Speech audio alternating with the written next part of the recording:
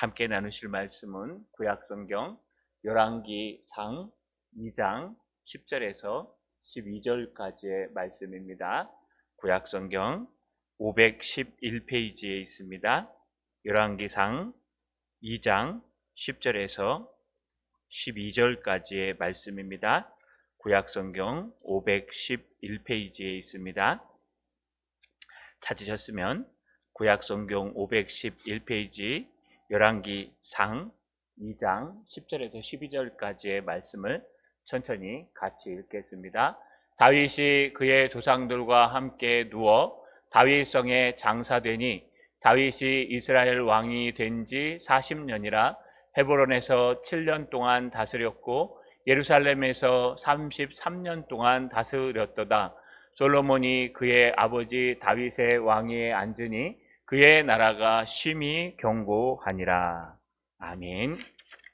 교회 소식은 주보 맨 뒷면을 참조해 주시고 가정에서 온라인으로 들으시는 분들은 교회 홈페이지 공지사항을 참조해 주시길 바랍니다. 내일 오후 2시에 우리 전도회가 있습니다. 시간 되시는 분들은 오셔서 우리 전도팀과 함께 해주시고 비가 오면 모이지 않습니다. 토요일날 오전 9시 30분에 교회 청소가 있습니다. 함께 많이 동참해 주시기를 부탁드립니다. 우리 손을 들어 하나님 앞에 인사하겠습니다. 잘 마무리하게 하옵소서.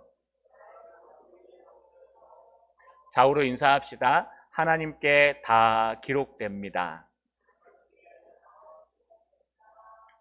날씨가 많이 더워진 것 같습니다. 여러분 한절기에 감기 조심하시고 또 제가 두려워하는 또 냉방병이 유행하게 생겼습니다. 여러분 면역력을 잘 키우시길 바랍니다. 사람은 한번 죽게 되어 있습니다. 네가 살아서 예수를 믿으면 영원히 죽지 않는다라고 하는 복음의 말씀은 우리가 이 땅에서 죽지 않는다는 얘기가 아닙니다. 영원히 살 수 있는 영생을 얻는다는 얘기입니다. 죽음이라는 것은 무트라는 단어를 쓴다고 했습니다.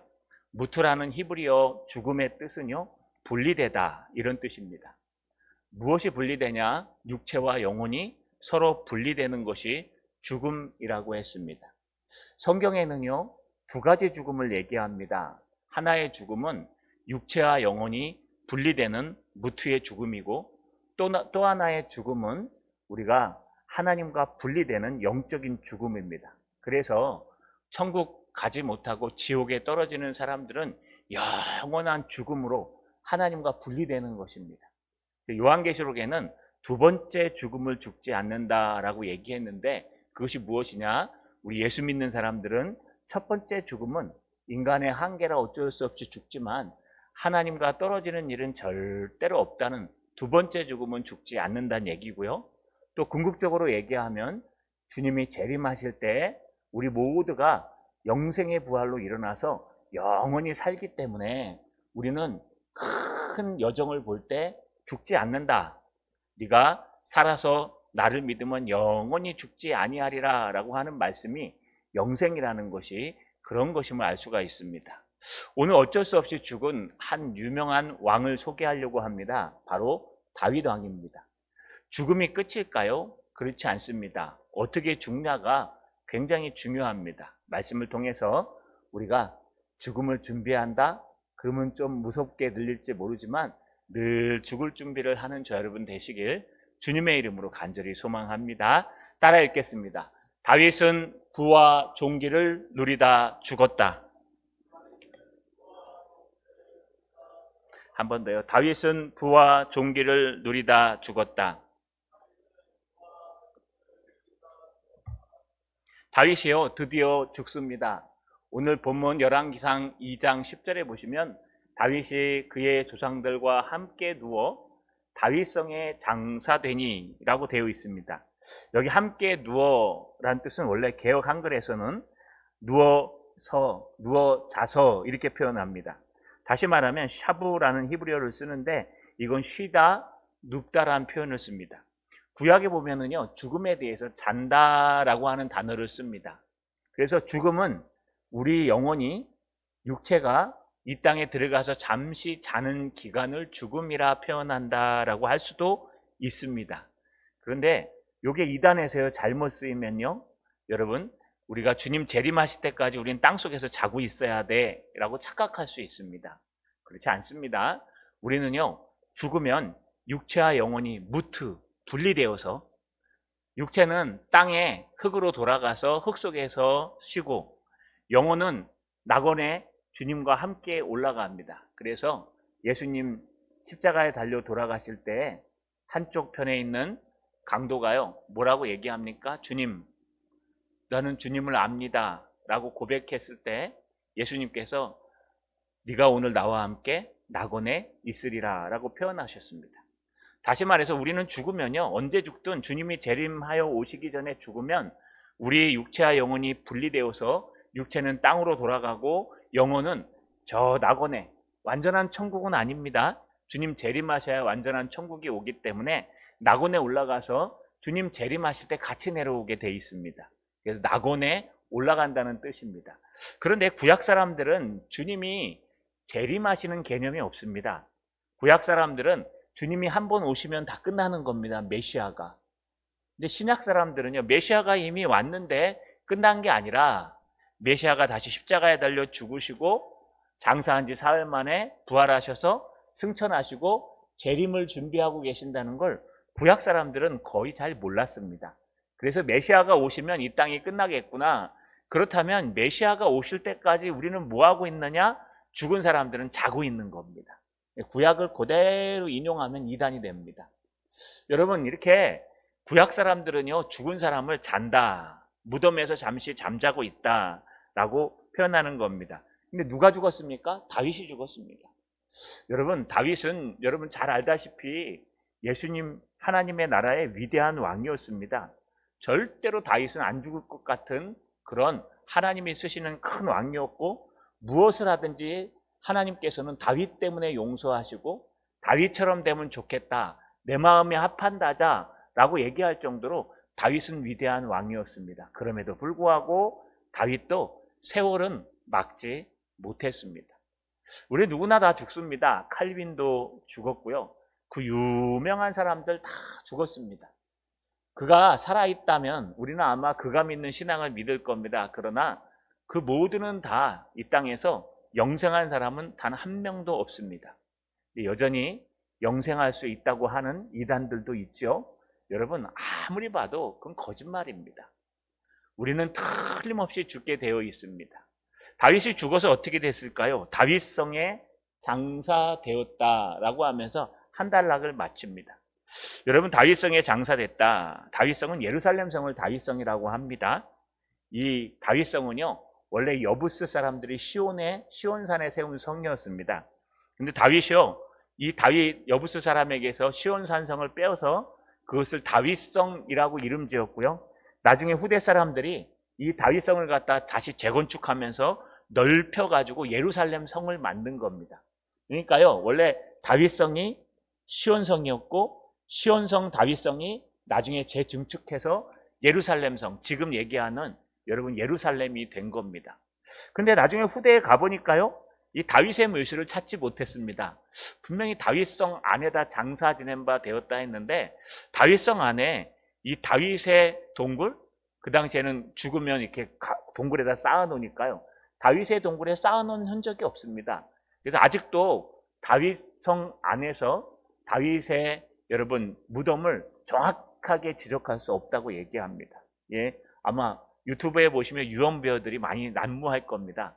예루살렘 성문에 쫙 봤더니 성문으로부터 밑으로 쫙 내려오니까 예수님의 무덤이 있고, 그 무덤에서 좀 직진으로 내려오니까 다윗이 있었다. 그래갖고 봐라, 기가 막힌 하나님의 말씀이 이루어진 것 아니냐. 여러분, 기가 막히지 않습니까? 또 러시아의 저 산에 올라갔더니 산 꼭대기에 여러분 방주가, 노아의 방주가 그대로 얼어가지고 형체를 갖고 있더라. 이거 믿어도 그만 안 믿어도 그만입니다. 그것도 이단입니다, 여러분. 이 크리스찬 사이언스라고 하는 과학적 이단입니다. 그래서 뭔가 증거를 찾아서 하나님의 말씀의 증거다라고 얘기하려고 노력하는 흔적은 보이지만 이것이 그거다라고 해서는 안 됩니다. 왜냐하면 아닐 수도 있기 때문에. 그래서 여러분, 성경과 과학이 있으면 과학이 성경을 앞서가면 안 됩니다. 항상 성경이 앞서가고 과학은 그것을 그냥 증명해도 그만, 안 해도 그만. 그러나 사실이니까 제대로 과학을 공부하면 증명할 겁니다. 이렇게 다윗의 묘실이 아직까지도 전해지지 않습니다. 그러나 성경 기록에 보면 다윗성에 장사 지낸 바 되었다라고 표현합니다. 여러분이 열왕기상 2장 10절과 똑같이 쓰여진 이 열왕기가 아니라 에스라가 쓴 역대상 29장에 보면 29장 28절에 이렇게 기록합니다. 그가 나이 많아 늙도록 부하고 종기를 누리다가 죽음에. 에스라는요, 다윗을 기록하면서 다윗이 어떻게 죽었는지 또 다윗의 죽음을 뭐라고 표현할지 앞에 미사오구를 하나 사용하는데 그 미사오구가 뭐냐? 다윗도 나이가 많아서 죽었다. 끝. 이게 아니라 중간에 미사오가 뭐예요? 늙도록 부와 종기를 누리다 죽은 왕이다. 이렇게 기록합니다. 뭐 다윗의 비석에 무엇이 써있을지 모르겠습니다. 조상의 비석에 안치했으니까 아마 다른 건 안 기록했을 겁니다. 근데 만약에 오늘날 우리나라처럼 왕의 묘에다가 뭔가 글을 써야 된다면 아마 이 글이 쓰였을 겁니다. 그가 나이 많아 늙도록 부와 종기를 누리다가 죽은 다윗 왕이다. 이렇게 썼을 겁니다. 여러분, 부와 종기가 뭘까요? 부, 아세르란 단어를 쓰는데 이게 부귀와 재물을 얘기합니다. 그래서 풍족했다 이런 뜻입니다. 그는 늘 왕으로서 풍족했고 인생을 살면서 풍족한 삶을 살았다. 또 종기라는 건 카보드란 단어를 쓰는데 이거는 영광, 영화 이런 뜻입니다. 그래서 다윗의 인생을 쭉 돌아보면요, 그가 늙을 때까지 늘 부하게 살았으며 늘 영광스럽게 살았다. 이 표현을 갖다가 에스라는 역대기에 집어넣은 겁니다. 여러분, 다윗의 인생을 한번 쭉 돌아보십시오. 그가 부와 종기로 살았습니까? 여러분, 이새의 아들에게 사무엘이 안수하러 갔는데 거기에 다윗은 부르지도 않았습니다. 왜냐하면 아무리 봐도 아버지 이새가 봐도 다윗은 왕감이 아닙니다. 키도 조그만 게 짱달막하고 베베한 게 눈만 탁 살아있고요. 이 성경의 기록대로 재현하면 다윗은 되게 작은 사람이었습니다. 그런데 하나님은 그를 불러서 목동인 그를 불러서 사무엘 통해서 안수하시고 이끌어 가셨습니다. 그의 인생이 편했습니까?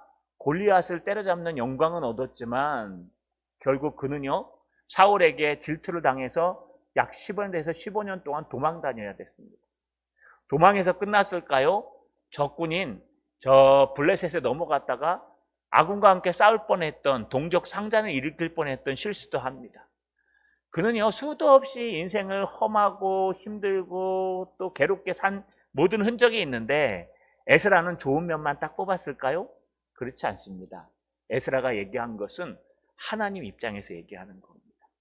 하나님이 보시기에 다윗은 실수투성이고 하나님이 보시기에 다윗은 연약하고 하나님이 보시기에 부족했지만 그럼에도 불구하고 하나님이 그를 세우셔서 그는 늘 부하게 살았으며 늘 존귀와 영광을 받으며 살다간 한 왕이라고 기록한 겁니다.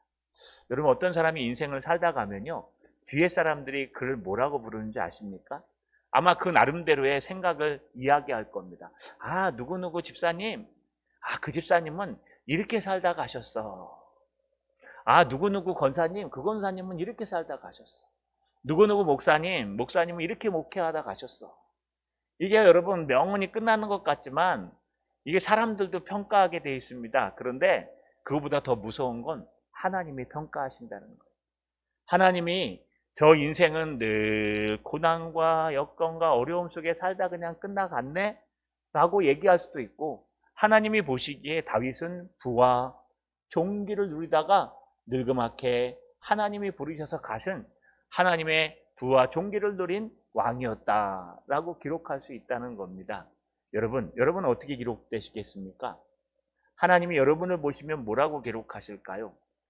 하나님은 물론 긍정적으로 보실 겁니다. 그럼에도 불구하고 우리는요, 하나님이 어떻게 보고 계실지, 우리 인생은 죽는 것이 끝나는 것이 아니라 하나님이 우리 인생을 어떻게 평가하고 계실지, 그래, 가진 것은 좀 없지만 부지런하게 하나님의 일 감당하다 간 성도요 목사다. 이렇게 기록되시기를. 다윗처럼은요 누구누구 집사님 인생을 쭉 돌아보니까 하나님이 주시는 부와 하나님이 주시는 종기가 넘쳐나는 인생을 살았다 라고 기록될 수 있는 저 여러분 되시길 주님의 이름으로 간절히 축원합니다. 따라 읽겠습니다. 다윗은 40년간 통치하였다. 한 번 더요. 다윗은 40년간 통치하였다. 다윗의 통치에 대해서 열왕기는 이렇게 기록합니다. 11절에 다윗이 이스라엘 왕이 된 지 40년이라 헤브론에서 7년 동안 다스렸고 예루살렘에서 33년 동안 다스렸더라. 총 40년을 다스렸다 이런 뜻입니다. 다윗은 30살에 왕이 됐습니다. 이스라엘 남유다의 왕이 됐고 또 7년 6개월 만에 여러분 남북이 통일되어서 전체 통일 왕국의 왕이 되어서 33년을 다스렸습니다. 정확하게 얘기하면 33년 6개월을 다스린 겁니다. 그러나 유대인들은 어림잡아 표현하는 습관이 있기 때문에 아마 7년으로 기록하고 또 33년으로 기록해서 40년 동안 하나님의 나라를 다스렸다라고 표현합니다. 여러분 이게 통치 기간이라는 게 이게 쉽지 않습니다. 우리나라 대통령은 5년제죠. 그러니까 5년제이기 때문에 5년 동안 통치하는 거 짧지 않습니다. 저도 한 10년이 넘었는데요. 한 지역을 10년 이상 다스린다는 것은 대단한 그런 능력인 것 같습니다. 하나님의 은혜인 것 같습니다. 그러니 북한도 때로는요 참 대단한 인간들이다. 어떻게 3대를 세습하면서 몇십 년 동안 무너지지 않고 저렇게 갈 수 있을까? 물론 여러 가지 이유들을 얘기합니다. 김일성이요 여러분 어느 날 갑자기 물론 공산주의를 알기는 알았지만 가서 칼빈의 기독교 강요 하나님의 주권이라는 책을 밤새도록 읽어가지고 하나님의 주권에서 그 주권만 하나님만 빼고요 김일성의 주권 해가지고 기독교 강요를 답습하고 난 다음에 그대로 옮겼다라는 여러분 비하인드 스토리도 있습니다. 그도 그럴 것이요. 북한은요 지금 신앙의 단계입니다. 김일성이 김정은, 김정일, 김정은은요 지금 신앙의 단계입니다. 신앙의 단계. 이거는 그냥 인간이 왕으로서 세습하는 정도가 아니라 여러분 신앙으로서 다가가지 않으면 절대로 유지할 수 없는 공동체입니다. 그렇기 때문에 여러분 이 김일성 세습 체제는 하나의 정권이 아니라 종교단체입니다. 종교단체. 그래서 저들이 만약에 통일되면은요 신앙생활 잘할 거라고 얘기합니다. 왜냐하면 김일성 있는 그 자리에다가 하나님만 갖다 집어넣으면 됩니다. 그럴 정도로 여러분 한 공동체를 가지고 10년 이상 20년 30년 세습해서 한다는 건 거의 불가능합니다. 반강제가 아닌. 앞에 사람이 잘하면 그 아들이 못하고 그 아들이 못하면 그 다음에 잘하고 이게 이스라엘 왕체제의 모습 아니었습니까? 그런데 다윗은요 30살에 올라와서 70살까지 40년 동안 여러분 헤브론에서 7년 또 예루살렘에서 34년을 다스렸는데 앞에 뭐라고요? 부귀와 존귀하게 하나님 나라를 다스리고 누리다 갔다. 이게 하나님의 은혜입니다. 역대기에서는요, 역대상에서는 이것을 기가 막히게 표현합니다. 역대상에 쭉 보니까요, 역대상 29장 26절 상반절에 보니까 이새의 아들 다윗이 온 이스라엘의 왕이 되어 라고 표현합니다. 그러니까 똑같은 지금 기록을 하고 있는데 에스라는 뭐라고 표현하냐? 그저 다윗왕이 40년 통치했다 이게 아니라 이새의 아들 다윗이 왕이 됐다. 그리고 그가 40년 동안 나라를 다스렸다. 이렇게 두 부락으로 나눠서 하나님의 말씀을 증거하고 있는 걸 볼 수 있습니다. 이새의 아들 다윗이 왕이 됐다. 이게 무슨 뜻일까요? 여러분 보통 성경을 읽다 보면요. 이새의 아들 그러면 두 가지 이미지가 떠오릅니다. 하나는요. 다윗의 적들이 다윗을 무시할 때 이새의 아들이라고 불렀습니다. 여러분 이 내용들이 등장한 사무엘상 20장 27절에 보시면 이튿날 곧 그 달의 둘째 날에 다윗의 자리가 여전히 비어 있으므로 사울이 그의 아들 요나단에게 묻되 이새의 아들이 어찌하여 어제와 오늘 식사에 나오지 아니하였느냐. 이새의 아들이라고 불러요. 다윗이라고 부르지 않고요. 이새의 아들이라고 불러요. 사무엘 사무엘하 20장 1절에 보면요. 열왕기상 12장 16절에 보면 온 이스라엘이 자기들의 말을 왕이 듣지 아니함을 보고 왕에게 대답하여 이르되 우리가 다윗과 무슨 관계가 있느냐? 이새의 아들에게서 받을 유산이 없도다. 세바의 반란에서 등장하는 내용이 뭐래? 이새의 아들이라고 표현해요. 그 외에도 계속해서요. 다윗의 적들이 다윗을 갖다 무시하면서 부를 때 부르는 얘기가 누구지? 아버지가 이새잖아. 이새의 아들 다윗이라고도 안 불러요. 이새의 아들이라고 불러요. 그런데 지금 역대상 말씀, 학자 에스라가 역대상을 쓰면서 뭐라 그래요? 이새의 아들 다윗이 온 이스라엘의 왕이 되어라고 씁니다. 마지막 기록에. 왜 이새의 아들이라 그랬을까요? 또 하나 이새의 아들이 쓰이는 방법은요. 이사야서 11장 1절 10절에 보면 이새의 줄기에서 한 싹이 나며 그 뿌리에서 한 가지가 나서 결실할 것이요. 10절에 그날에 이새의 뿌리에서 한 싹이 나서 만민의 기치로 설 것이요. 열방이 그에게로 돌아오리니 그가 거한 곳이 영화로우리라. 이새의 아들이라고 쓰인 건 두 가지가 있는데요. 하나는 여러분 아주 다윗을 천대하면서 부를 때 쓰고요. 또 하나는 다윗의 후손에서 이새의 가지에서 메시아가 날 텐데 그 메시아를 낮춰 부를 때 얘기하는 겁니다. 이건 뭐냐? 겸손하게 사람을 낮출 때 얘기한다는 얘기예요. 우리 야곱에 대해서 배울 때 야곱에 하나님 바꿔주신 이름이 이스라엘이었습니다. 그래서 성경에 읽다 보면은 하나님이 마음에 안 들 때는 야곱아, 이 지렁이 같은 야곱아 이렇게 부르고요. 마음에 들면 이스라엘아, 영광을 받아라 막 이렇게 얘기합니다. 똑같은 겁니다. 다윗 할 때는요. 원래 다윗 왕은 이새의 아들이긴 하지만 다윗은 영광스러운 하나님 마음에 합한 왕이었습니다. 근데 이 다윗을 갖다 낮춰 부를 때 이새의 아들은 어디 갔느냐? 이새의 아들에게는 그런 권한이 없다. 이새의 아들이라 부르지 다윗이라고 안 부릅니다. 그런데 왜 역대기 기자는 굳이 이새의 아들 다윗이라고 그 낮아지심을 표현할까요? 여러분, 그가 왕이 된 것조차가 하나님의 큰 은혜라는 것을 지금 에스라는 역대상에서 표현하고 있는 겁니다.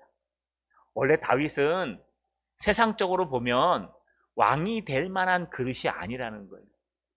원래 다윗은 하나님이 보시기에 왕이지 세상 사람들이 계산하면 키도 훨씬 작고 몸무게도 얼마 안 나가고 머리도 짧고 그리고 까무잡잡해서 왕족의 혈통이 흐르지 않는 저는 도저히 왕이 될 만한 그릇이 아니라는 겁니다.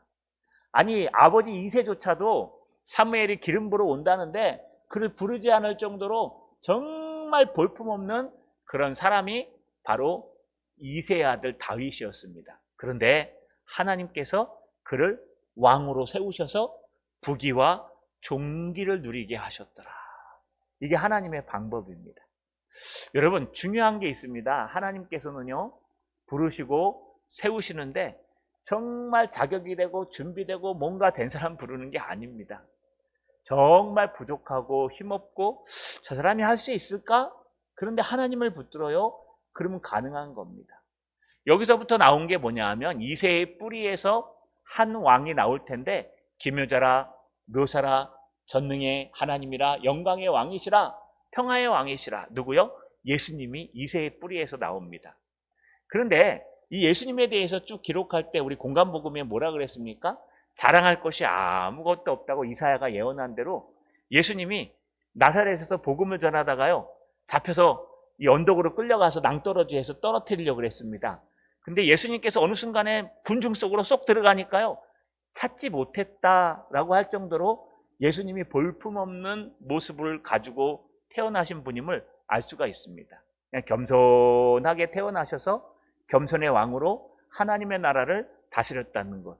이게 다윗의 모습과 예수님의 모습의 공통점입니다. 능력이 있고 실력이 있어서 뭔가 큰 일을 하는 것이 아니라 정말 누가 보아도 볼품없어 보이고 누가 보아도 연약해 보이지만 주님께서는 그 겸손을 사용하셔서 한 나라의 왕이 되게 하시고 그 나라를 40년 동안 부귀와 영광 속에 다스리게 하셨던 왕, 그가 바로 볼품없는 이새의 아들이었다라는 것을 역대기는 강조하고 있습니다. 따라서 우리도 똑같습니다. 여러분, 우리가 뭔가 실력이 되고 능력이 돼갖고 하는 거 아닙니다. 뭔가 막 실력을 만들면은 우리가 막 등치도 커지고 뭔가 유명한 사람이 되고 그런 거 아닙니다. 그냥 하나님께서 하시는 겁니다. 하나님께서 성령으로 그저 몸부림치고 최선을 다하고 있으면요, 성령께서 이새의 아들을 왕으로 세우신 것처럼 우리 한 사람 한 사람을 하나님 나라의 일꾼으로 세우시고 인도해 주신다는 겁니다. 이게 은혜요. 이게 40년 동안 부귀와 존귀로 한 나라를 통치할 수 있었던 다윗의 능력입니다. 그 능력이 뭡니까? 은혜. 은혜가 능력입니다. 자, 여러분, 은혜를 놓치면 다 놓치는 겁니다. 아무리 실력이 있어도 소용없습니다. 아무리 능력이 있어도 소용없습니다. 아무리 좋은 곳 나오고 많이 공부하고 열심히 하고 여러분 최선을 다해도 소용없습니다. 거기에 은혜가 빠져버리면 그것은 나의 열심이요, 나의 능력이요, 나의 계산이요, 나의 모든 것이 되어버리기 때문에 그 다음부터는 내가 한 것이지 하나님이 한 것이 아닙니다. 하나님이 하는 것은 은혜입니다. 무엇을 해도 은혜입니다. 무엇을 해도 하나님이 하셨습니다. 하나님이 이새의 아들을 세워서 한 나라의 왕으로 세우시고 40년 동안 평안과 부귀로 통치하게 하시고 이제 때가 되어서 불러가시는 거, 이거 하나님의 은혜입니다.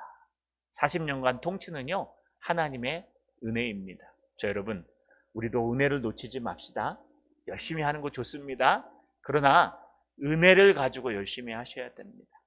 최선을 다하는 거 좋습니다. 그러나 그 최선 때문에 은혜를 놓치면 안 됩니다. 우리는 최선을 다하고 영광은 하나님께, 결과도 하나님께, 그리고 은혜를 놓치지 않는, 그래서 여러분과 늘 은혜가 붙어 다니는 저 여러분 되시기를 주님의 이름으로 간절히 축원합니다. 마지막입니다. 따라 읽겠습니다. 다윗의 행적은 역사에 남았다. 한 번 더요. 다윗의 행적은 역사에 남았다. 다윗은 두 가지 결과를 낳고 갑니다. 첫 번째는요, 솔로몬에게 왕위를 물려줘서 하나님 나라가 견고하게 섭니다. 12절에 보니까 솔로몬이 그의 아버지 다윗의 왕 위에 앉으니 그의 나라가 심히 견고하니라. 그의 나라가 할 때 그가 솔로몬이 아니고요, 이 그의 나라는 복선이 깔려 있는데 하나님의 나라를 얘기합니다.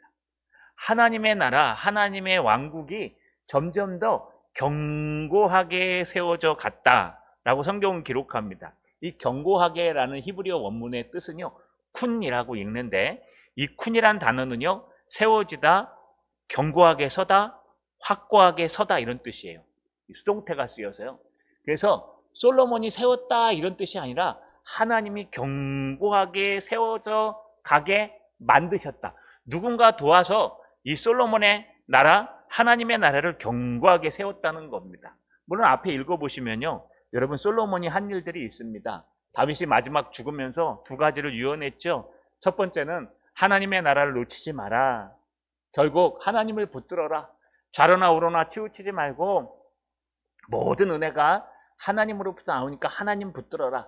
두 번째는 세 사람에 대해 예언하고 갔죠. 이 세 사람 꼭 네가 처리해야 된다 라고 얘기했습니다.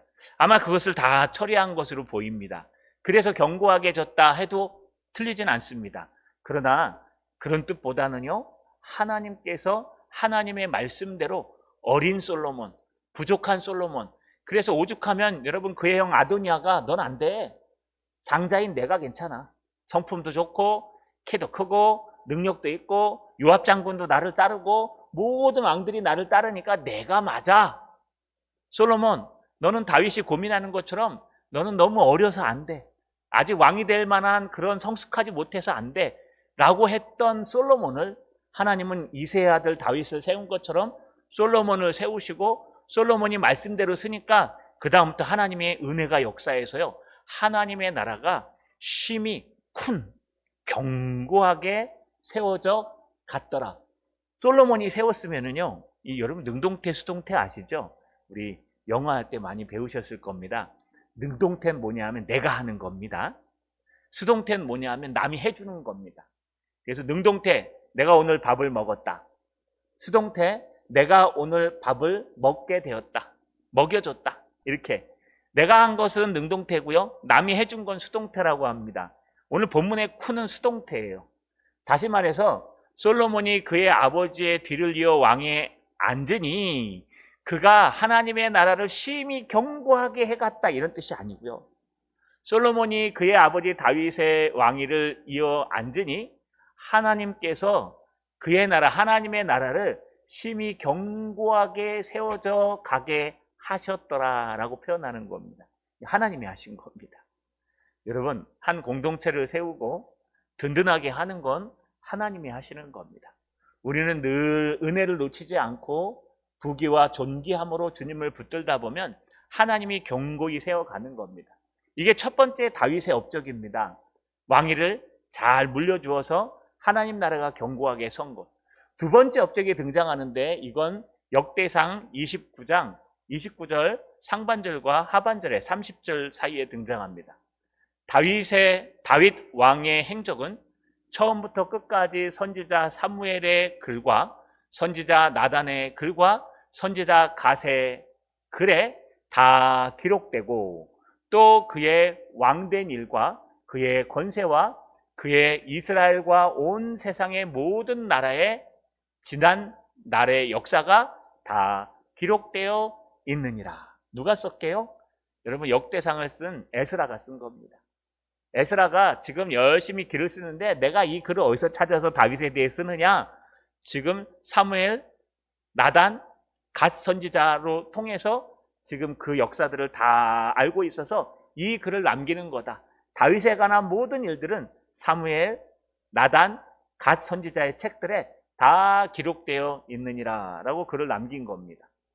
여러분, 이 사무엘은 다윗을 기름 부어 왕으로 세운 이 사사입니다. 마지막 사사, 선지자라고 해도 됩니다.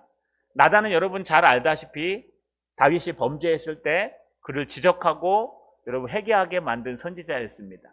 갓 선지자는 뒤에 나오겠지만 성전 터를 알아보고 성전을 짓게끔 도와준 선지자였습니다. 사무엘 살아 생전에 여러분 이 세 명의 하나님의 종들이 함께 있었습니다. 사무엘, 다윗 살아 생전에 사무엘, 나단, 갓이 늘 다윗 옆에서 다윗이 하나님의 일을 잘 감당할 수 있도록 도와주고 함께 해줬다는 겁니다. 그게 그들의 글에 남아있어서 지금 역대기를 기록하고 있는 에스라가 그걸 가져다가 썼다라고 기록되어 있습니다. 여기 다 기록되어 있느니라, 다 기록되고 이렇게 두 번 사용하고 있죠. 여러분, 무슨 뜻이냐? 죽으면 끝나는 게 아니라는 겁니다. 죽으면요, 여러분 그 죽음 후에는 우리에게 영원한 천국이나 영원한 지옥이 예비되어 있겠지만 물론 우리는 오늘 죽어도 예수 믿기 때문에 천국 갑니다. 그러나 죽으면 잊혀지는 게 아닙니다. 죽으면요, 그 다음부터는 후배들의 마음속에, 성도들의 마음속에, 우리 가족의 마음속에 우리 어머니는 어떤 분이었고 우리 아버지는 어떤 분이었고 우리 교회 목사님은 어떤 분이었고 장로님은, 권사님은 어떤 분이었는지 그 마음속에 다 기억으로 남는다는 거예요. 뭐 이 땅에 한번 사는 거 뭐 끝, 죽으면 그만이지 뭐가 남어 하고 아무렇게나 살면은요, 나중에 죽고 나면 후배들이 그 사람을 어떻게 보겠습니까? 하나님만 우리에게 부귀와 존귀를 주고 영광을 주시며 아는 게 아니고요, 사람들도 그 머릿속에 남아 있습니다. 사람들에게도요, 어떤 한 사람이 이 땅에서 소천하면 그 사람이 어떻게 살았는지 다 기억 속에 남게 되어 있습니다. 그래서 우리의 행적들은요, 기록에 남게 되어 있습니다. 저는 가끔가다 우리 교회에 이 연역 있으시죠? 그렇게 쭉 한번 찾아봅니다. 그러면 주보의 앞에, 주보가 아니라 우리 요람 앞에 쭉 나와 있고 홈페이지에도 잘 나와 있습니다. 앞에서부터 이렇게 쭉 보면은요, 어떤 분들이 교회를 거쳐갔는지, 또 어떤 분들이 세워졌다가 또 돌아가셨는지, 소천한 것은 기록하지 않지만 언제 돌아가셨는지 잘 모릅니다. 그러면 이름을 잘 모르시는 분들 보면 굉장히 궁금합니다. 또 여러분, 많은 사람과 같이 동역하고 함께 했던 사람들을 쭉 돌아보면은요, 이런 일이 있었구나라는 게 기억 속에 저도 남아 있습니다. 마찬가지입니다. 우리는 죽음이 끝나는 것이 아니라 우리가 죽으면요, 우리 후배들이 우리를 기억하고 우리 먼 훗날에 우리 후배들이 요람 속에서 우리의 이름을 기억하고 어떤 일들을 했는지, 언제 어떻게 했는지 다 기억하는 것이 여러분 다 기록되어 있다는 것입니다. 이것이 다윗의 두 가지 일입니다. 우리의 오늘 하루하루의 모습이요, 하나님 나라에 기록되고 이 땅에 기록되어 있습니다. 우리의 신앙, 한 주간 한 주간 신앙이요, 역사에 기록되고 하나님 나라에 기록되고 있습니다. 그래서 우리는 오늘 하루도 바르게 살아야 합니다.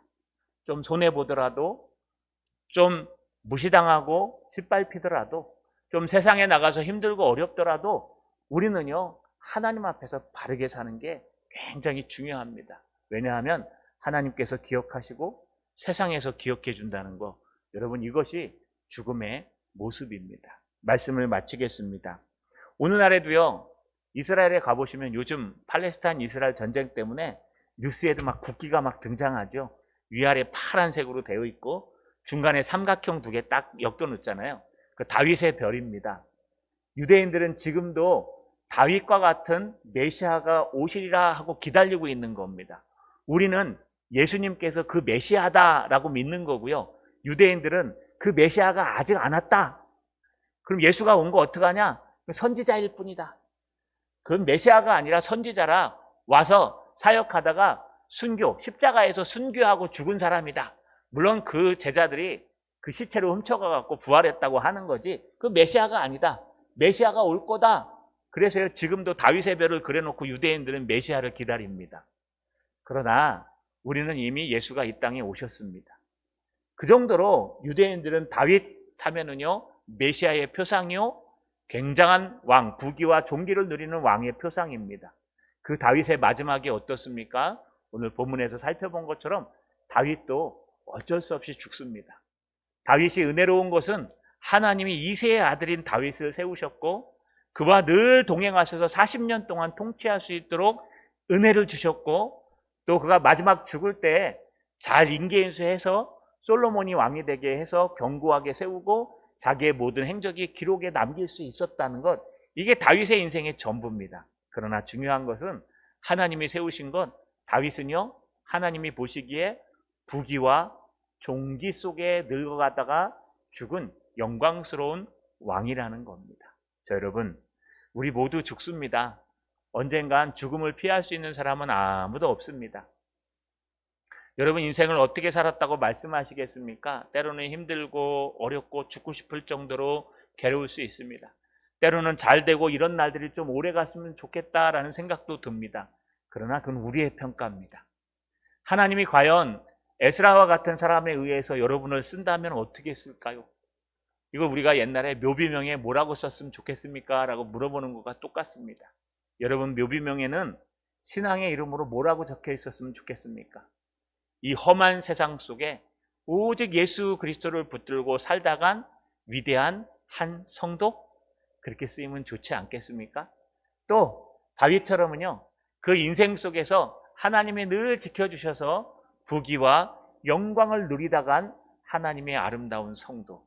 자, 여러분 우리 인생의 마지막에 주님께서 이렇게 기록해 주시는 부와 종기로 살다간 한 성도로 기억되는 그런 성도 목사 되시기를 주님의 이름으로 축원합니다.